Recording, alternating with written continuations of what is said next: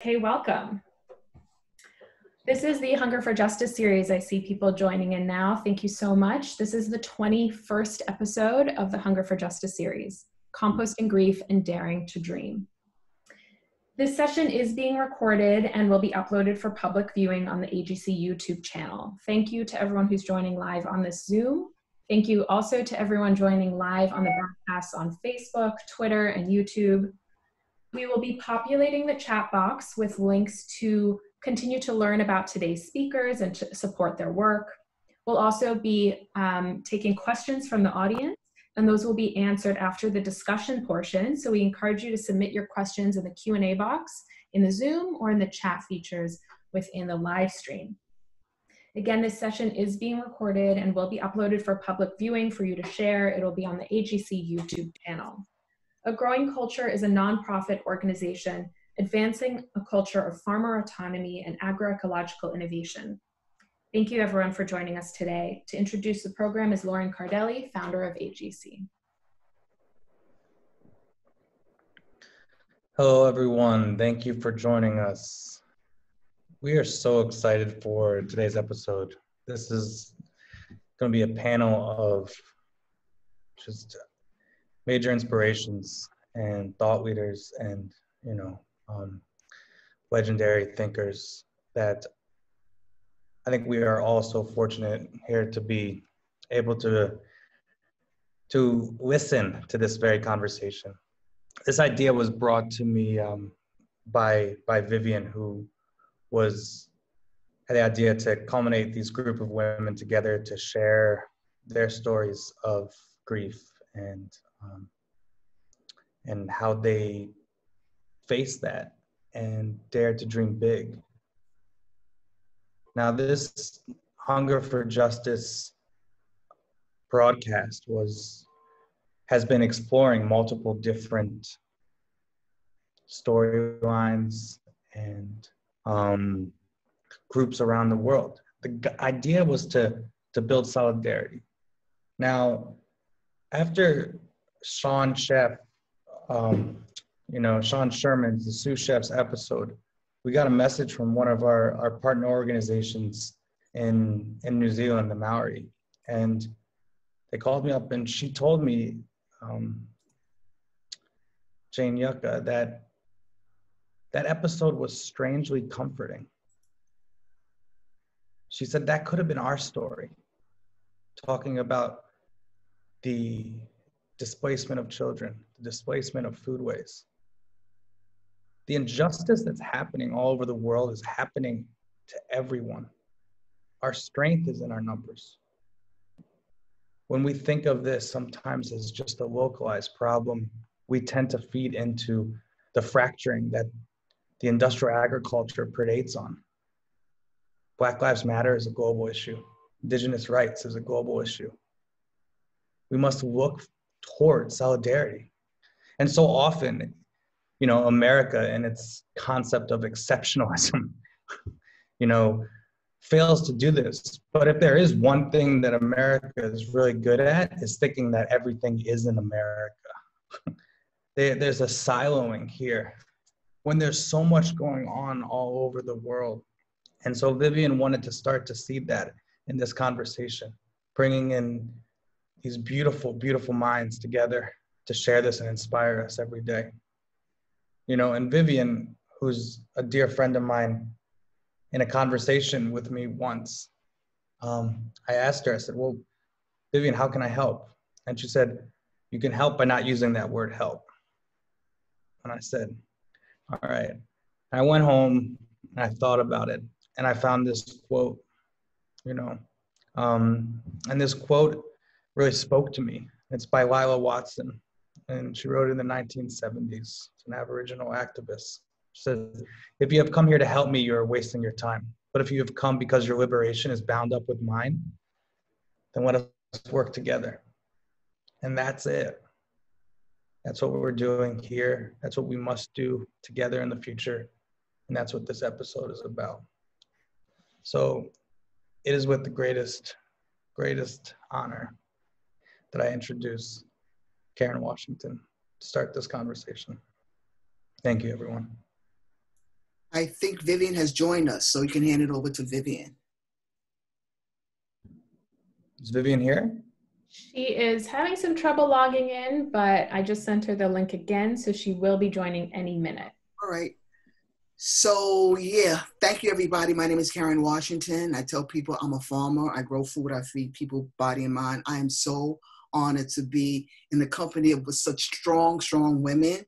Linda, Rowen, Vivien, all of us are going to be coming in to sharing our stories. But folks, even though the title says Composting Grief and the Daring to Dream, this is about our strength.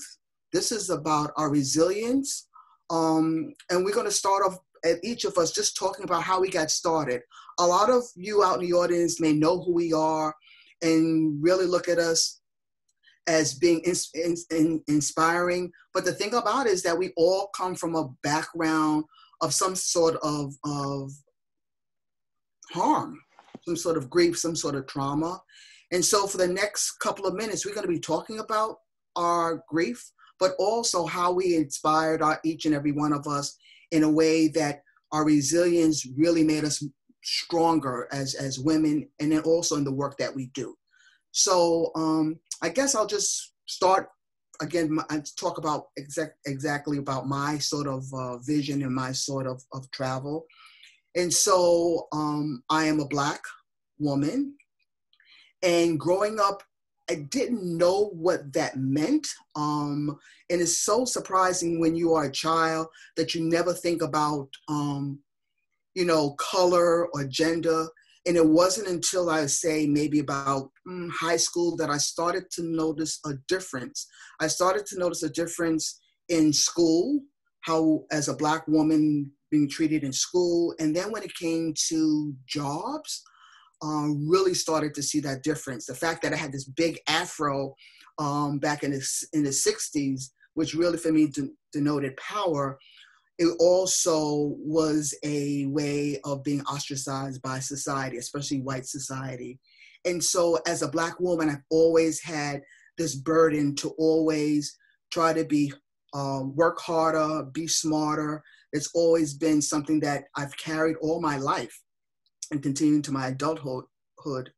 And so when I made that path to go into farming, again, not knowing really the history of my ancestors when it came to farming, I held that grief and I held that trauma of slavery, because the narrative time and time again has always been around slavery and farming.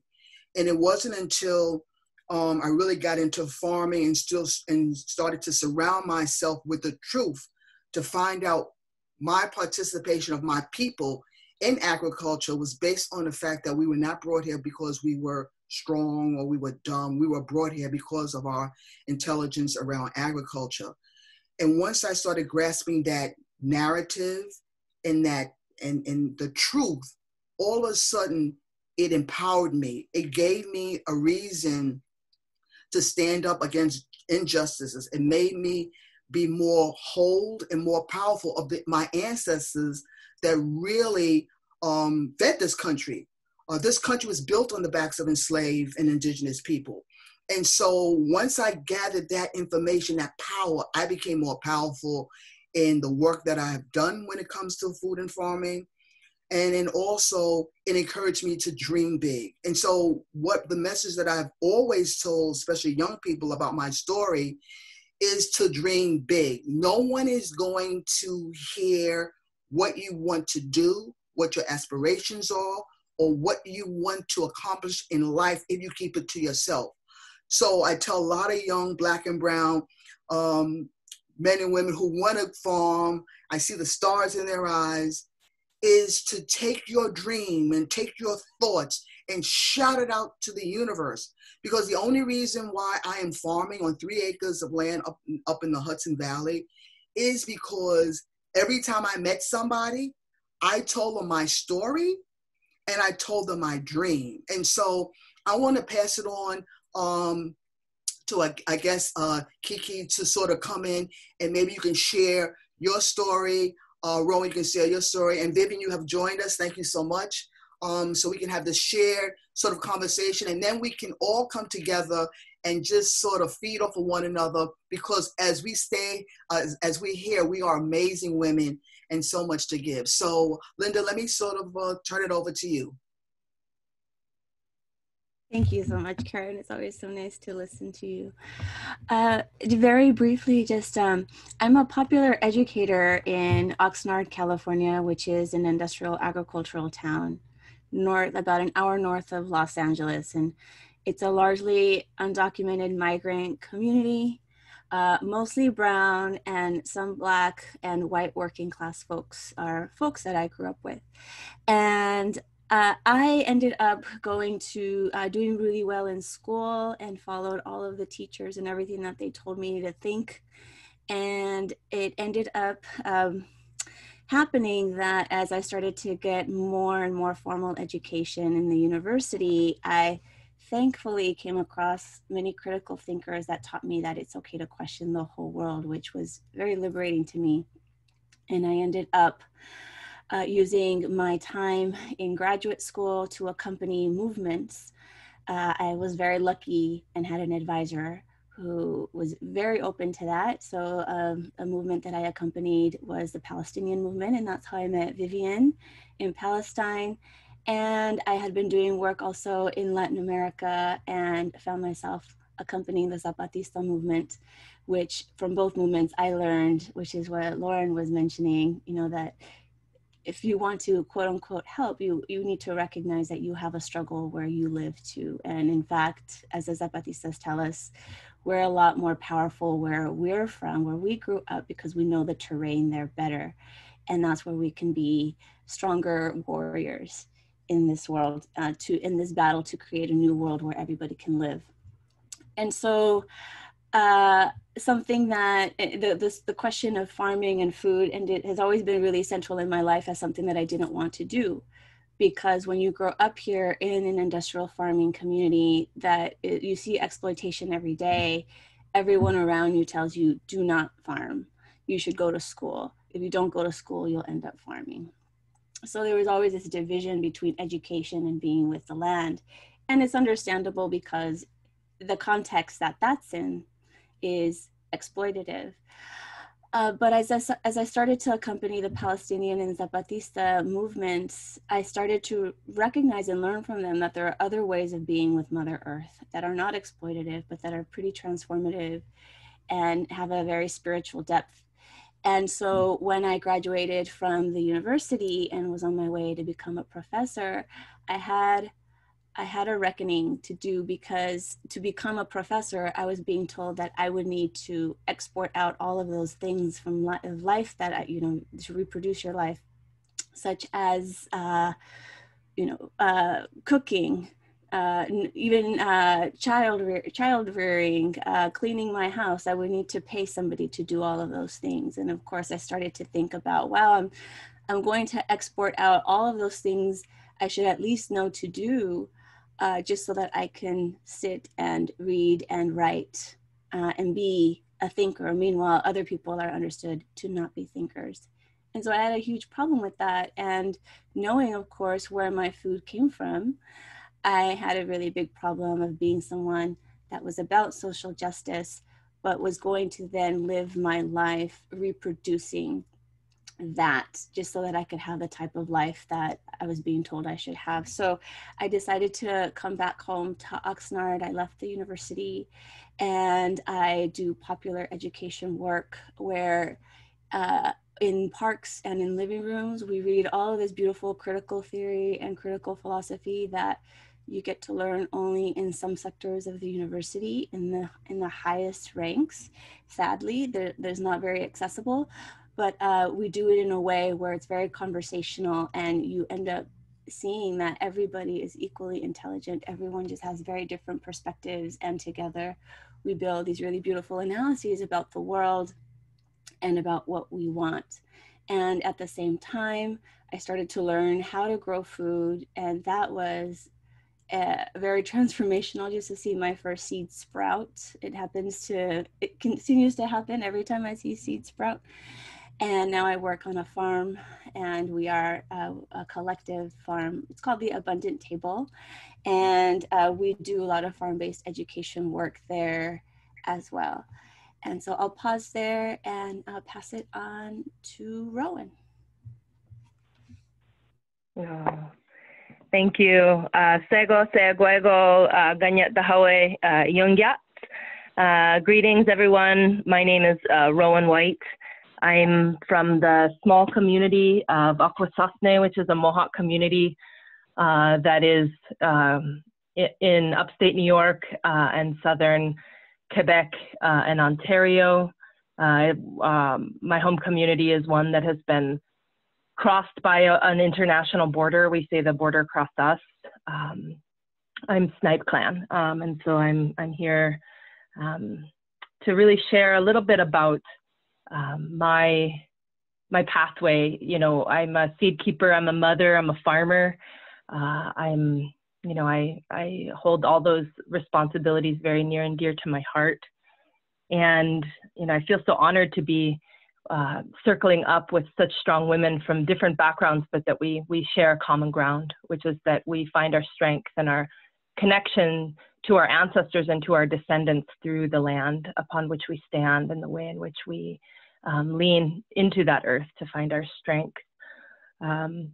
My family was heavily impacted by, as we know, centuries upon centuries of impacts of settler colonialism, which, you know, we all know is still an ongoing colonial project here on Turtle Island. My family was impacted by displacement and land loss from our traditional lands, and very much impacted by the colonial project of assimilation and acculturation, most recently being the boarding schools that you know were instituted all over Turtle Island as a means to disconnect people from culture, from language, from land. And so my grandparents and my great-grandparents were taken away to those places and were you know, had the culture and language and all of those things very violently beaten out of them. And so as a young woman, as a Mohawk woman, I kind of grew up in two worlds. I grew up in understanding that I was a Mohawk woman and understanding that was something to be proud of, but that, you know, I was born in 1979. All the way up until 1979, it was actually illegal to perform indigenous ceremonies, to uphold our traditional lifeways. And so, you know, we have had, you know, a centuries-long struggle to be who we are as Ngwehongwe, as indigenous peoples. And so as a young woman, you know, I understood stories, and I understood, you know, some of our frameworks for our ceremonial cycles. But it was my grandparents' generation who were the last to farm and to be connected to the land. And I always was very drawn to the beauty of the outside, the serenity that I would get from the, you know, the noise in the world I would find in places outside and close to the earth. And as a young woman, I ended up finding my way to a small organic farm on the East Coast in Massachusetts, and began to realize that there were all of these things that were coursing in my blood and my bones, these original agreements that had been long handed down from my ancestors down into me, that reminded me that as Mohawk people, we are agricultural people. We have these, you know, long-standing agreements to tend the land and to tend the seed. And so for me, in, you know, those greenhouses at that, you know, in those farms, we all know that awe and that wonder of seeing seeds sprout. And as I began to discover not only seeds had diversity, you know, all these colors and shapes and sizes of different fruits and vegetables, I also began to understand that seeds were also this beautiful encoded history that predated the written word of the coevolutionary dance between humans and plants. And it opened up this whole doorway to me as a 17-year-old woman of beginning to understand that I could find my way home through food and seed, and that I could help to understand my place in the world and find a place of belonging through understanding the way in which lineage, cultural memory, sense of place and belonging is encoded inside of these seeds. And so I was learning about heirloom seeds and people who had these seeds that had been passed down in their families from generation to generation. And I began to think about this question, which many of us have, in the circle of, well, what were the foods that fed my ancestors? I grew up eating foods that were, on the store shelf, canned, foods, not fresh foods. And so I began to wonder, what were those foods that fed my ancestors? And in that process, I began to not only open a doorway to an incredible sense of wonder and awe around the cultural dimension of biodiversity, of the way in which humans and plants have been in this beautifully reciprocal and symbiotic relationship for millennia. But I also simultaneously opened up this door to an immense amount of grief and sadness and rage that bundle, those seeds and those understanding of how to nourish ourselves and how to feed ourselves from these time-honored relatives, these plant relatives, had not been handed down to me. And in fact, it had been very violently dismantled in my bloodlines. There was a very palpable wellspring of grief and rage that came in my body. And I will never forget that moment when I felt that. And I made a promise to myself, and I made a promise to my ancestors, and I made a promise to my descendants that I was going to be, I could be trusted with that rage and with that grief, and that I could transform it into the energy that would propel and be the catalyst for my life's work. And so I began to go home and ask elders and relatives about our seeds, which led on a whole pathway to understanding all these intricacies of Mohawk cosmology, of cultural memory, and how it's encoded in these seeds, and to map out this beautiful landscape of what I call kin-centric foods, like, the kin, that we're related, that we're direct lineal descendants from these foods that sprung from our original ancestors in our creation stories. And those creation stories, they never ended, they never did end. They continue to come alive in each season. And I feel as though I was brought through a very unconventional rite of passage by way of these seeds and food and the earth. Those corn and beans and squash, they were my aunties, they were my grandmas. They were the ones who were teaching me what it meant to be Mohawk in this world, what it meant to be an Indigenous woman in this modern world. And I would love to hear more from Vivien, but I will say this, and I say this often to myself, which is that the powers that be that again violently dismantled our foodways. Many of us here come from people where the colonial project very distinctly dismantled our foodways because they knew that our power comes from the earth beneath our feet. And those same powers today, they want us to be defined by our intergenerational trauma. But I will say this in the company of these beautiful, strong women, which is that the blood in our veins carries wild, rushing rivers of intergenerational resilience, reverence, pleasure, joy, and a collective creative force and a spirit fire that could never be extinguished against all odds and all act of atrocities. So I ask all of you that are listening, you all descend from people, strong, beautiful Indigenous people who had an understanding of the agreements that we have to seeds and to food and to earth. And those seeds and that earth and those foods, they never gave up on us, and they never forgot their original agreements to be in relationship with us. And so this is an invitation, this conversation is an invitation for us to reclaim what a landscape of relational foodways looks like, and to put people like Karen and Vivien and Kiki and many, many others back into thought leadership and positions where we can conjure up what that landscape of relational nourishment looks like from that place of intergenerational resilience. And so we make our lives love poems to honor all that our ancestors endure, and we hold that vision of dignified resurgence of Native peoples, of Black peoples, of brown peoples all over the world. And so, so grateful to be able to share in this collective reckoning in the circle now. So I'll hand it over to Vivien. Nyawagowa, thank you. Wow, Lauren, I'm overwhelmed by what you just shared, that I having a hard time actually saying anything. But I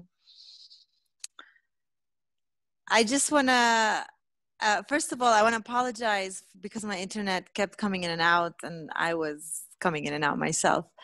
But we're always, I guess, coming in and out. And what has been the theme of practically every single person that has spoken is the question of coming home and what it means to come home.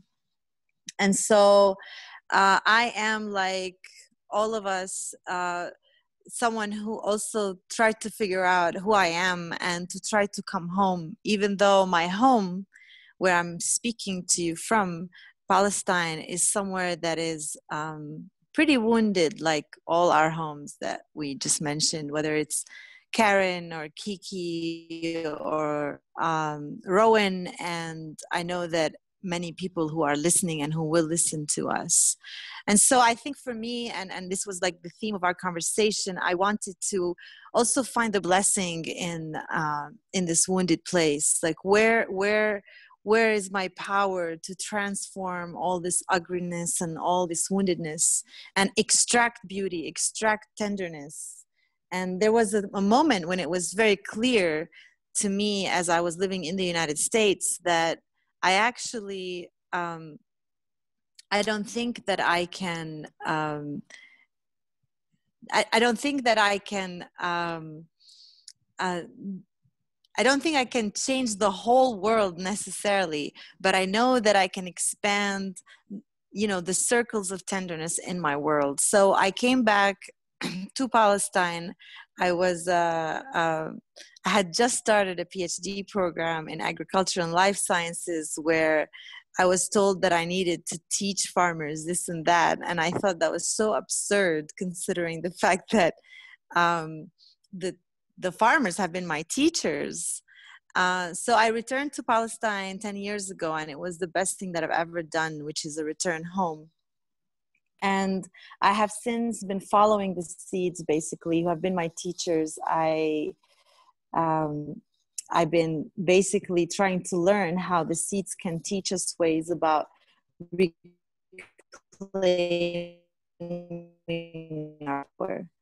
But I've been on growing culture before, and I know others have too. I feel like I don't want to talk so much about my practice as much as I want it to be a conversation between all of us.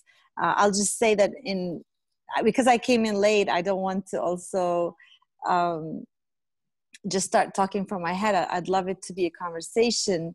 But I want to say that here in Palestine, we struggle, obviously, like many places in the world, but particularly here, we are struggling with, obviously, our eradication. This morning, I walked to Kremzan, a place in the mountain where it is very much part of my hometown, Beit Jala, where I grew up. And it's also a place where we grow a lot of grapes, and there's a vineyard and a monastery that produces wine. And really the whole story is there, in that I was walking there because that's where I remember a lot of my childhood. You know, I was a little Scouts girl carrying like a Scouts flag, or that's where we went foraging. That's where I learned about plants and plant life, about what my grandmothers and my ancestors did. And then today, as I walked there, I saw that the army had uprooted so many trees and they've already put blocks to block us from getting there. And then I walked closer and I found more trash. And then I found more trees being uprooted and, you know, they're chopped up and getting ready to be taken out. And I was wondering, like, what does it mean for someone who's like, you know, we all try to go back to our childhood somehow. Like, we all think of our childhood as such a beautiful place to kind of reminisce, and then we become adults, and then, you know, childhood becomes something that you kind of think about. But here I saw myself grieving not just my childhood as I became an adult, but I'm grieving the fact that my childhood will never be, or the places of my childhood will never be places that I can share with future generations. These trees will no longer be trees that future generations can touch, can interact with, can learn from.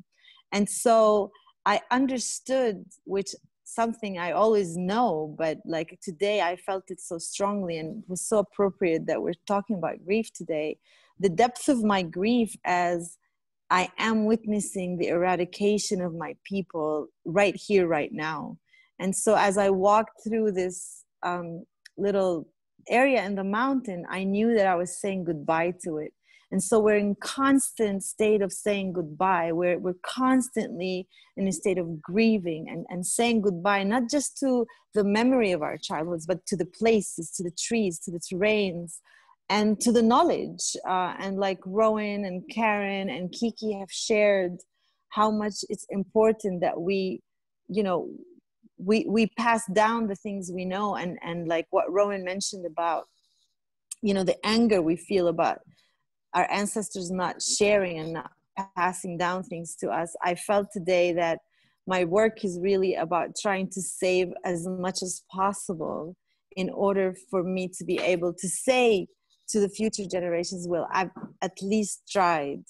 But the truth is, we look in the mirror and it's like our Palestine, my home is it's like I look at it and it looks like someone I knew, but it really isn't that person. So the worst act of colonization, really, also like what Karen was saying, how you grow up, you know, with the power about your hair, or about the fact that your grandmothers were enslaved because they had such important knowledge.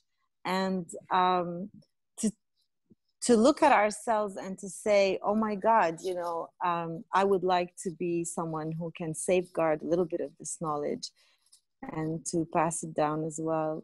I want to apologize. I'm extremely distracted today, but I hope that I'm sharing at least a little bit of basically my grief, and deep grief, as we are in a very, very dangerous and heartbreaking moment, as also a land that we've been working in for the past year and a half is being threatened by a settler who comes with his machine guns and threatens us to leave. We are trying to just literally stay alive and stay in this land and be able to keep these seeds alive. And so since I am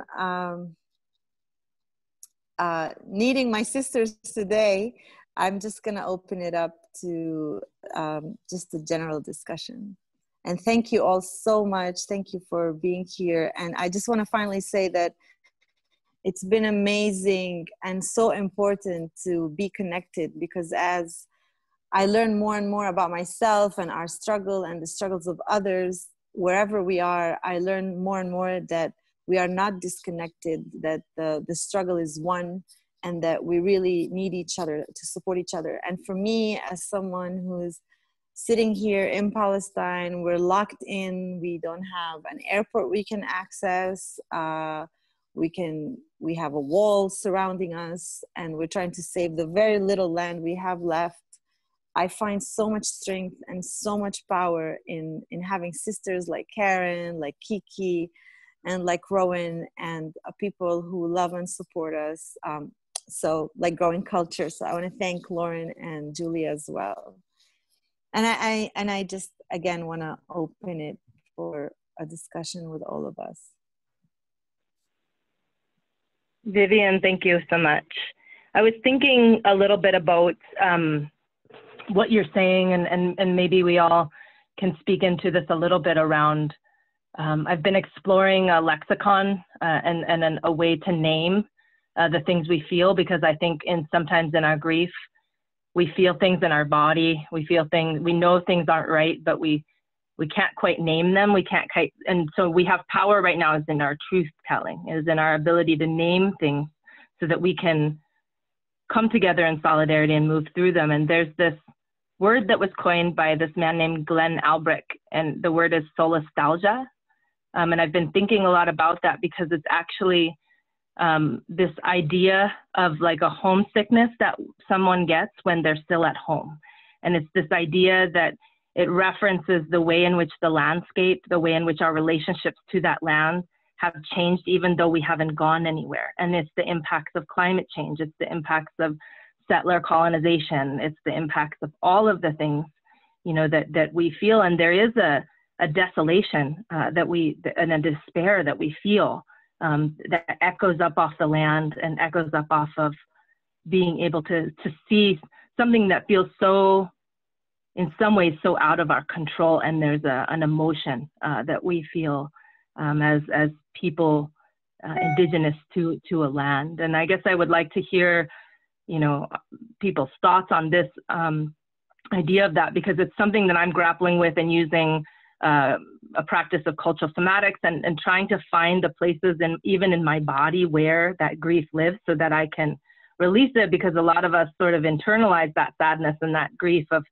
seeing these beautiful trees uprooted or the land poisoned, or, you know, the fires that are devastating the land. You know, those fires that are happening right now, they didn't need to happen. The reason why they're happening is because there was a severing of agreements that the indigenous peoples of California, Oregon, and Washington had, you know, with that land that was severed, but in many, many acts of violence. And so what we're seeing is this accumulation. And so this idea of solastalgia, this idea of the landscape changing by very violent forces and the emotions that we feel around that. So I just want to name that I'm hearing you, Vivien, and I'm standing in solidarity with you, and maybe we could just speak into that a little. Yeah, so this is Karen, thank you. I mean, I love you so much because you're getting at the heart of the matter. You know, we have a pandemic here in the world, but it's hitting hard a lot of Black and brown communities of color, and that pandemic is COVID. And each and every day, I look at those numbers, and I never want to lose sight that there are people, there are mothers and sons and families behind that number. I think if we become too complacent, and some of us are becoming complacent, you then lose that energy to grieve, to suffer, to be more human. And so, again, today is also 9/11. And we can never forget those who have been harmed by injustice, racism, health inequality, wealth inequality that is happening now. And I feel as a person of color, as a human being, I want to be more human in how I deal with grief. And I never want to lose contact of what it is to be human, to feel when people suffer, to stand up and speak out against injustice. Because at the end of the day, some of us are becoming complacent. Some of us look at war and look at injury and look at beatings and look at the fires that are happening, and they figured, you know what? It's not my concern. It doesn't affect me. And I think now is a time where all of us, especially women, are coming to the forefront, sharing our stories, standing together, making sure each and every day that there's a value in life. There's a value in land. There's a value in our environment. And Rowen, you are absolutely right. The pandemic, the fires are happening because of what we have done to the environment and what we have done to nature. And it's a calling. It's a calling that if we don't value human life, and if we don't value nature and the environment, more things are going to happen. And this is a wake-up call. We got to listen to nature. We got to listen to the environment. We have to listen to people. We have to start being more human on how we address what is happening in the world. Mm-hmm. Absolutely. Hello. In our context here, we're on the coast in Southern California, and many of us grew up along the beach. They're toxic beaches. I found out later. I always wondered how I could grow up on a beach being from a poor working class family, but they're super fun sites, and they're still important beaches for all of us. And knowing what's happening with climate change, we see it creeping up, and the beach being lost more and more every year. And so having to do that grief work of just confronting that the beaches that we love so much are not going to be here anymore, confronting that would then allow us to then talk about, so then where do we go? And it's something that's really difficult that we found, and it's not just for us, but just worldwide. It seems that really difficult for folks to have these conversations. They can be very paralyzing, but doing that grief work in a really collective way, just talking about the beautiful memories of that beach, while also leaning into our rage of why this is happening, so that wherever it is that we go, we move toward building a new world where there really is justice in a way, and that doesn't continue happening for further generations. But then, we talk with climate scientist friends, where do we go? And they say, well, you need to move inland and you need to move north, because inland, obviously away from sea level rise, and then north so that you can harvest rainwater, because wells are drying up, and rivers you really can't count on, because other people around you might dam things up and might dry out the rivers. And so then looking at the map of California last week, where it was all under a red flag warning and it was almost all on fire, the beaches were the only place where we could find relief.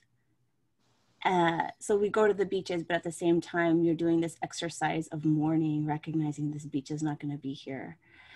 And so a big question that we have in our community, which is a mixed brown, indigenous, Black community, all detribalized. None of us can really point to where our ancestors were from, unless we were from Mexico or Central America, like myself. I can point to where my ancestors are from, but I can't go back. So all of us have this commonality that we just can't go back. So then we've reconstituted ourselves as a new tribe. And so then recognizing that and doing that work of mourning, that has actually been pretty healing in that way of seeing that there is an after, there is new life that can be created. So then thinking about where do we move, and how do we move to a location where we're in dignified relation to others there, all life there, and how do we not replicate the logic of the last 500 years, where people fleeing persecution or death or destruction sadly haven't had a politics of asking the question of how do we survive together. Instead, it is about how am I going to survive? How are my people going to survive? And I don't care who's there. And Israel, Palestine is emblematic of that right now. And of course, the United States, all of the Americas have been that way as well. So those are questions that we think about. How do we do that collective grief work? Recognizing the massive loss, the extinction that's taking place, in a way that allows us to hold on to that necessary rage, so that we don't just fall deep into despair and sadness, but that also we don't replicate that in whatever else it is that we do moving forward. I have been thinking a lot about dishonesty and grief, and how basically one of the things that has been happening with me over the past couple of years, and more intensely with this pandemic, is my inability to tolerate dishonesty that I exercise with myself, and dishonesty that people, we all live these performative acts of, like, whether it's everything is fine, the beaches will always be there, oh, Kiki, you're exaggerating, or how we submerge ourselves with other things that distract us so that we don't feel what we actually feel. Because if we feel what we actually feel, then we will be compelled to do something, and doing something will require a lot more courage and a whole lot more hard work. And so I remember, Kiki, that you and I met in Michigan, and exactly we were talking about the things that you were talking about. And there was a part of me that wanted to reject what you're saying, because I didn't want to be uncomfortable. I was too scared. I felt too overwhelmed. And so I think after this pandemic started, you and I have had conversations and deeper conversations about basically how do we rise to more courage to be in struggle in a bigger way, and more courage to be more honest with ourselves and with other people about basically how we feel. I can no longer tolerate, I think, the lie that we all kind of perpetuate when people ask, how you doing? And then, we all say, oh, I'm fine, I'm doing great. And we're not fine. Nobody's fine. And this is become more and more evident. Black people are not fine in America, and actually most places. Palestinians are definitely not fine. Native Americans are not fine. I mean, they are still, all these years later, having to there are people who still deny that their history ever existed. So Latinos are not fine. Immigrants are not fine. So how do we, for me, a big question, and I'd love to hear, what everybody thinks, is how do we manage when, a lot of people will say that the four of us maybe, or people like us are, making it too much of a big deal. Why don't you just calm down? And this is how I think a lot of people are silenced, by saying that, oh, you're exaggerating. But the truth is we're not exaggerating. And the inability of all of us to examine ourselves and how we can be more courageous is making the work, I think, harder. So for me, I've been trying to be more brutal with myself, to find the places where I lie to myself. And I think the more, because I've been always so afraid of facing the pain, but I'm finding that the more I face the pain, I allow myself to feel it, the less painful it gets, and the more I'm able to dream something new and to share something new. Yeah, absolutely, Vivien. James Baldwin has this quote, and he says, I imagine one of the reasons people cling to their hate so stubbornly is because they sense once hate is gone that they'll be forced to deal with the pain, right? That James Baldwin said that, and it's so true. And I feel as though what we're speaking of, Kiki, I'm so grateful that you named this collective grief work that needs to happen. I feel in the pandemic, Karen, you spoke to this callousness, or this lack of empathy, or this sort of complacency that people are getting around the pandemic. But we also see that with climate change. We also see that with even settler colonization, or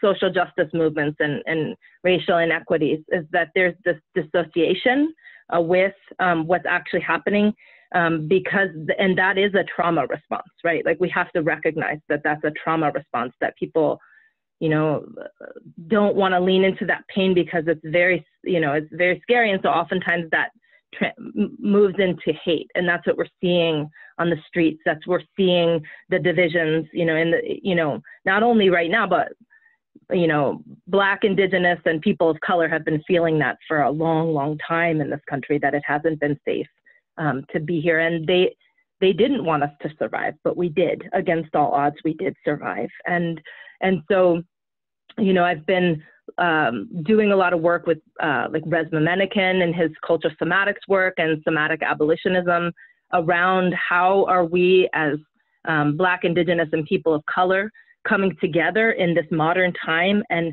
coming up with ways to grieve collectively and to move through this spectrum of emotion that comes with living in this modern world. How do we stop dissociating and feel where we feel that in our body, and again take, like, kind of merge like old ways that, you know, our old ancestral ways of moving through grief and finding new ways, like Kiki, you're saying, kind of pulling the pieces together again, you know, in this new form, because many of us live in diaspora. You know, many of us are, you know, are living, even those of us who still live on our original land, there's a way in which we are still in diaspora, in the ways in which this Western world has just infiltrated and, you know, dismantled. And so we're here picking up the pieces again, you know. And I always look to, like, try and look at positive metaphors. Like, there's this kintsugi in Japanese culture where they solder together these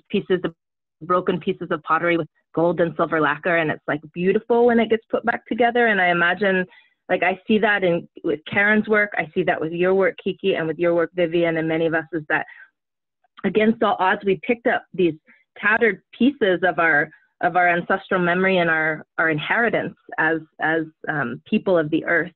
And through the way in which we turn our rage and our anger and our sadness into beauty by growing food and feeding people and nourishing people, we make something beautiful that says that we weren't broken. We're not broken. We're not a conquered people. And I always say that to my children. We are not a conquered people. You know, we have to remember that, and we have to make beauty out of our sadness and rage so that we can be good future ancestors and responsible descendants with that. So thank you for acknowledging that collective work we must do.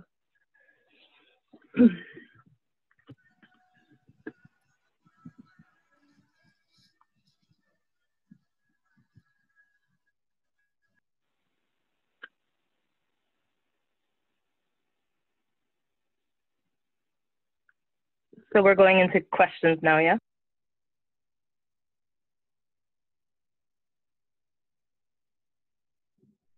If one of you doesn't mind reading the question out loud, it looks like this first question is for Rowen. Thanks for sharing the profound wisdom of your heritage as a Mohawk woman. After this year's painful events worldwide, Western society is desperately looking for answers and meaning. How do we open path to go back to human wisdom, treasure and keep alive by your people and many other indigenous nations around the planet? By Pablo. So Rowen? Yeah, I mean, I think this could be a question for all of us, but I'll speak to it first, which is that I think one, this is a twofold answer. One is that I think everybody on the planet, again, needs to go back and understand who they are and where they come from. You know, we are living in a world full of brokenhearted people who plant brokenhearted seeds, who create brokenhearted earth with their touch of destruction.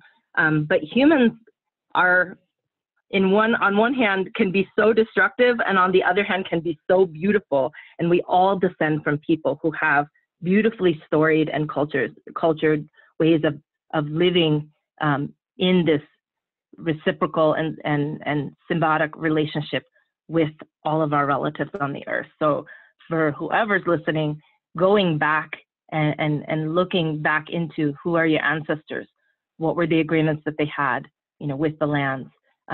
Moving forward, you know, across time, we also look now that that those of you who are descendants of settler colonists, you'll be forever settlers on the land that you live until you can re-engage with the agreements and the covenants with the land upon which you live. And many folks have no idea what that blood memory even looks or feels like, because many people of European descent have been ravaged for thousands of years of carrying a blood memory of trauma, of war and destruction and patriarchy and capitalism and all of these things. And so for me in this time, I feel, and again, that's why I'm so honored to sit with these beautiful women here, is that as we endeavor to move from this crossroads where there is this infinite heartache from, you know, centuries upon centuries of destruction, we need to place thought leadership and leadership in the hands of Black, Indigenous, and people, bodies of culture, as Resma Menakem said. We need to place leadership with those people who listen to the land, who decenter themselves and listen and understand that our power and our leadership doesn't come from us, but comes from our relationships to the earth.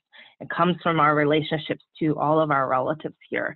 And understanding that not only do we sit at the table to make decisions on how we move forward to create, you know, landscapes of nourishment, but that the ancestors of the original inhabitants sit at that table, the animals, the winged ones, the living descendants of indigenous peoples of the land sit at that table. And white folks, like so much in regenerative agriculture and in permaculture and all these circles, is consistently platforms that give the mic to white, cis, able-bodied men to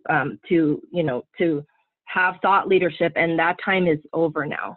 And now we need to center the voices of Black, Indigenous bodies of culture, and allow us to begin to conjure up, because our blood memory knows the picture of that future we dream of, which is that landscape of relational nourishment, equity and community, a community rooted in care and reciprocity. And so, you know, that's, I feel like, you know, from a particular place, you go back to your roots and try and find that place, because we all have that blood memory in our blood and bones and spines, that of what it means to be in right relationship with those agreements with the earth. And then we center BIPOC voices.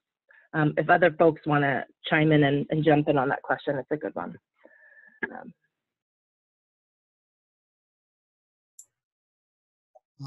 I would say that we have, like, I think there's 4 more questions. So if we can get through the questions so that people. Sounds good. Right. So let's go to the next question, which is, thank you, Justin. Thank you, everyone. Following up Vivien's point that when you are honest with yourself, part of the discomfort is that you are called or compelled to do something. Where do you find the strength, courage, and wisdom to stay on a path and act on how you're being moved?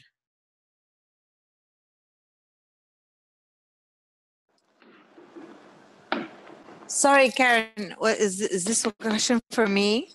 And also, the screen, yeah. I think there was a part of the question in the beginning about Sumud, I guess.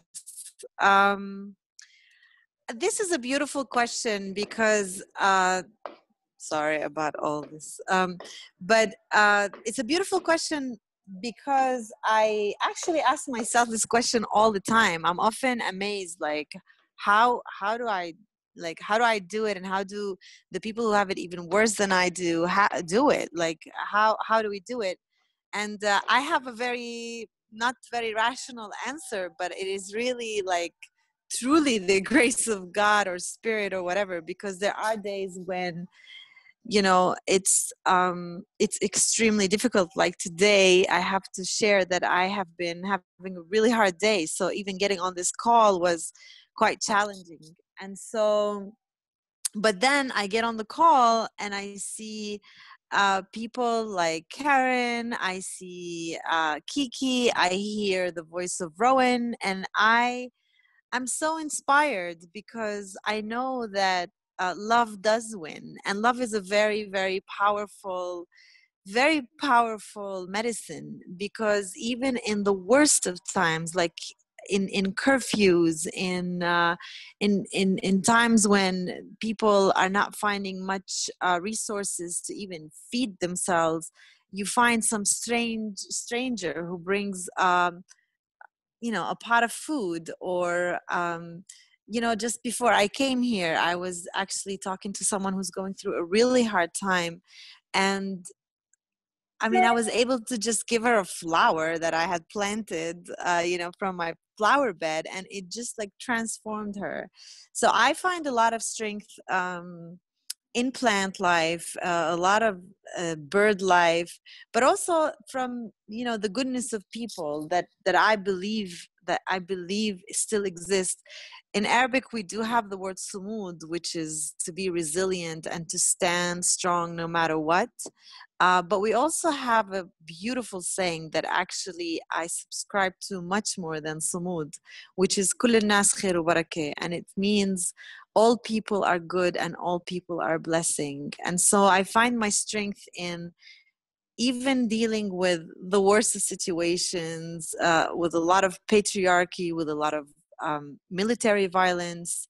Even in those times, somehow through the grace of divine forces, I am able to extract beauty and to extract goodness. Somehow, I don't know how it happens, and sometimes it's hard, but it does happen, and it makes it very possible. And so in my work with seeds, I focus very much on seeing also the beauty in whatever we're growing, and how what we're growing is actually feeding somebody else, and how it's feeding somebody else's heart and on wisdom. And that process, we are expanding the area, the circle of tenderness. And that circle of tenderness is the space of sumud, is the space of freedom. And it's also the place of strength, where it's okay to grieve, it's okay to cry, and it's also okay to laugh. And it's also okay to be strong and to be weak. And so really, again, in like this maybe a very basic, but it is love that gets us through. And I experience a lot of love, and I'm experiencing it right now. I came on this call very distracted, and my sisters just picked up the pieces without me asking, and I am so grateful. I was supposed to be more like moderating more, and then I was late and I was distracted, and this experience just now for me is such an inspiration and an affirmation that I'm not by myself. I am in the heart of these beautiful women, and these beautiful women and myself are just a microcosm of a much more expanded community that is growing globally. And I'm just so grateful.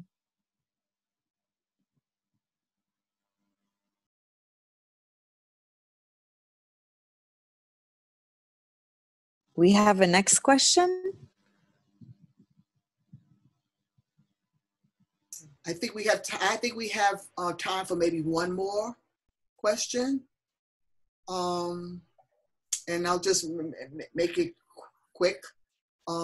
Is there a body of knowledge that lays out indigenous practices in the area of horticulture and agricultural therapy?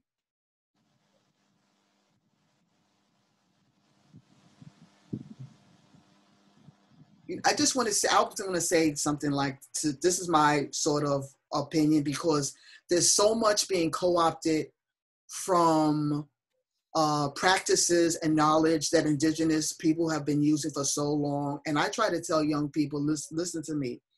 If you are lucky to have grandparents and great-grandparents who tended the land, grew up on farms, have stories of generations and generations, you're at a moment in time where you take out those Samsung Galaxies and those iPhones and capture those stories. Don't look for outsiders to talk about how your culture was started or who you are. It's right before you. And sometimes the storytelling that we have from our ancestors, from our elders, we don't tap into that rich history. So young people in general, capture the story of your lineage. There's so much history that we just let go. Once the generation of our elders leave, that history goes with them. So young people, if you're fortunate to have family members that can trace back the history of who you are, capture those histories, use your phones, do anything you can, capture those histories, because that is your lineage. That's something that you can transfer from generation to generation instead of always looking for outsiders to tell who you are or what you're all about. Yeah, and I'll rip off that. I was just going to say really quickly that also for those of you who don't have, grandparents or great-grandparents to access in that way, you can also apprentice yourself to the seeds and to the earth. And there's a richness of that. All of us, I'm sure, Karen, Kiki, Vivien, we remember something where nobody told us that was truth, but we knew it because we were, with the seeds and with those life cycles and with the earth. And it was a remembering, right? It was an old remembering. And you say, oh, I don't know how I know that, but I know it because it was in our blood and our bones. So mixed with the wisdom of our elders and the people in our community, also trust and apprentice yourself to the seeds and the plants and ask them to help you remember those things that you hold in your blood and your bones. Yeah, definitely, Rowen and Karen, I love so much what you just shared. And I just want to add that I love this question very much also because this is kind of in the heart of what we're trying to do, is to salvage this knowledge and to make it available. But like Rowen said, we have to apply ourselves to learn, through these seeds, and like Karen said, use our phones or whatever. But I just, to this point, I want to say something about, the production of the story about who we are. It's really important. In my work, I've learned that I had been taught so much bullshit about not from my ancestors but from colonial powers that have told me so many false stories about who I am, but also the fact that we cannot be stuck only in our past. I think our ancestors also teach us that we are the creators of our stories. We are the creators of our future. And so the process of documenting and saving this knowledge is also a process of looking at ourselves in a powerful way and saying, what do I want my future to look like? And allow ourselves to remember that culture is a dynamic thing. We are the culture. And so it is our responsibility to also not just get information from the past, but also be very conscious about what we're creating right now and for the future. And to allow ourselves healthy, temporary stories for ourselves about ourselves. Do we have other questions? I think we should, because I'm conscious of everybody's time, I want to begin to wrap it up and allow everyone to have a final thought. First of all, I want to really thank everyone here for this wonderful conversation. It's been a hard week for many. It's been a hard year, generations. Things aren't okay in the world today, So much has been brought up in this beautiful hour, right? Reminds me so much about the need to claim, appropriate, and brand knowledge. Agriculture is a 10,000-year-old journey of whitewashing, right? Per the concepts of permaculture, regeneration, further, take and claim this beautiful indigenous and BIPOC knowledge around the world and brand it in white, patriarchal or fraternity settings, And so much of this Hunger for Justice series has been about voices all around the global South and the global North, centering on those voices, allowing them to have a platform to share that knowledge, and for the rest of us to actually just listen and learn without centering our own selves. So I really appreciate this opportunity because all four of you have been such an inspiration today, as well as for the evolution of a growing culture. Our Library for Food Sovereignty, which we've developed, is an amazing platform of indigenous and local stories from all around the world, of innovations, of ingenuity, of successes, of failures, because they're both important, right? It's a way to collectivize that innovation while democratizing that information, because, as Karen says, there's so much knowledge that exists now. And the gateway to this, environmental erosion, the gateway is the cultural erosion. It's the cultural destruction, and that's what's happening. And that's how industrial agriculture wins. So thank you all for reminding us of that today. Would you all be willing to share a closing thought? And there was one question that was asked, if I can find it here, that I thought was helpful, which was, how does the power of imagination work in supporting and stewarding your seed ancestors in the land in the present and move towards a more generative future?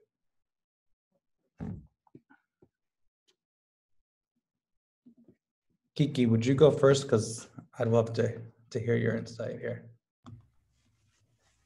Thank you.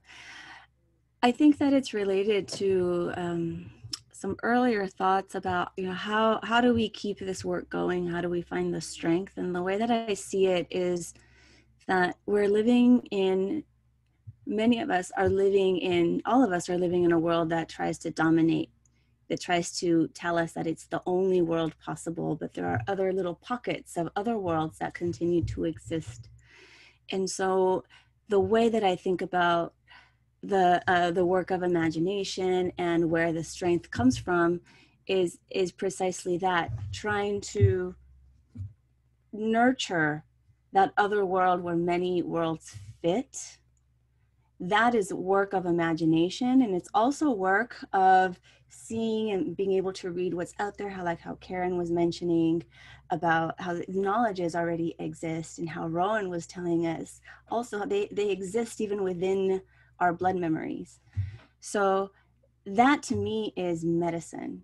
That the way I find that strength to do that work is because I need to do that work in order to heal from this other world that just kills, that just destroys me, and that injures me so much.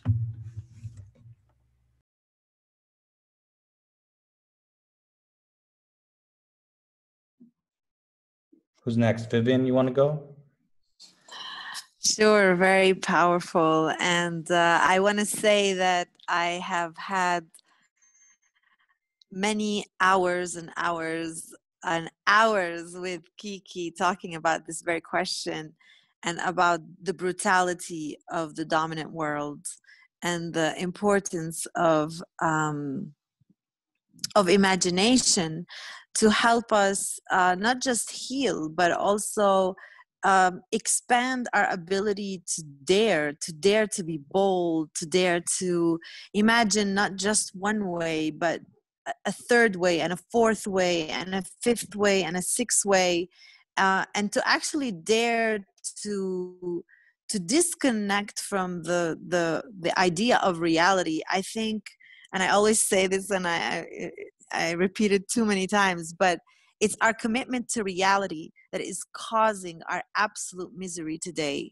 Everybody I know who sometimes, just doesn't want to talk about the things that we can dream of doing, their excuse is always, oh, but reality dictates. And I am not interested in reality at all. I think imagination is the reason that we should all live. It was the imagination of our ancestors the reason we have corn, we have wheat, we have anything that we're eating today. And so I think imagination is pivotal. It is the most important thing to make us able to imagine another world, a world where we're not sitting here and our the future generation of our children are not sitting in another Zoom call, but they're actually sitting somewhere where they're touching each other and able to eat together and to put their hands in the earth and to create the world that they also want to create. So I think imagination is really important, because imagination combined with courage is the only way forward.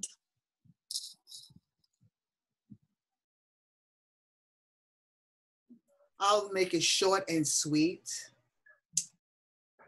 Dare to dream. Dare to dream. Dream big. Amen.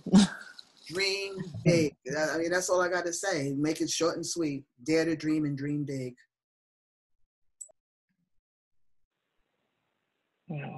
Thank you, Karen. Thank you, Vivien. Thank you, Kiki.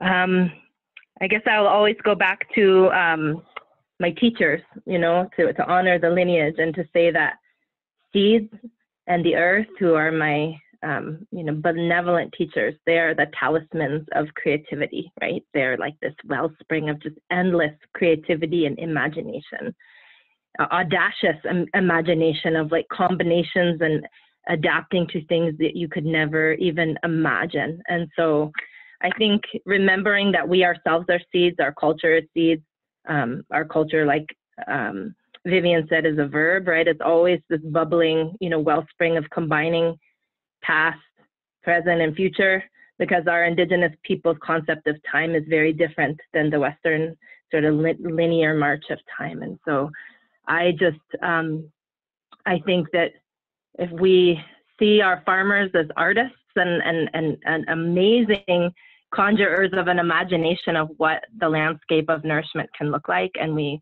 again continue to place our faith in their leadership, and also faith in the leadership of the seeds in the earth and their radical imagination of what's possible, of this, you know, endless abundance. We live in a world that has a very manufactured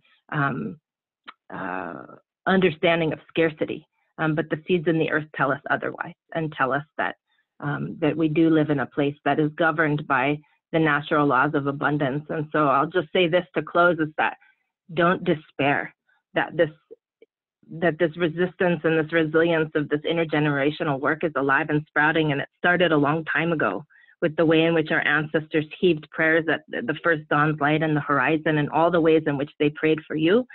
And so I invite everyone here to be reminded that we are future ancestors. And so what are the things that you can do now? Like Karen said, what are you dreaming? How can you turn the energies that you feel into a devotion to be a good ancestor, and to dare to dream something beautiful, and to make our bundles that we give down to that next generation more beautiful than what was handed down to us. You know, that's what we're here to do. Thank you all.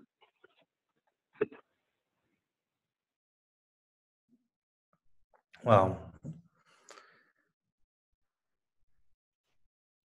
Rowen, I can listen to your words forever. You're just so powerful. Thank you for sharing that. Everyone, please follow and support today's speakers.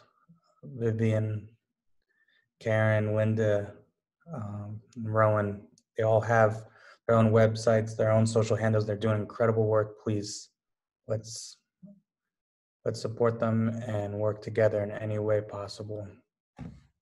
Next week, we have another amazing talk. It's called Unlearning Agriculture with Chris Newman. It's going to be moderated by Raj Patel. Tune in next week. Every week, another talk. The week after, Maori Grandmother Council is speaking. So we're going global, multiple languages. Tune in. Let's learn together. And please, if you get a chance, support the broadcast. Go to growingculture.org, donate, or just share us on social media. Everything counts. We really appreciate you guys. Thank you to our sponsors. Thank you to everyone who's made this possible. And thank you to these 4 unbelievably inspiring women. The rest of the day, I've got a lot of thinking to do. A lot of work to think about. So thank you guys all for sharing with us. Thank you, Lauren and Julia and A Growing Culture, and of course to my sisters, Kiki and Karen and Rowen, and for everybody who took the time and hear us talk. Lots of love to everybody. Thanks, everyone. Thank you. Thank you, everyone.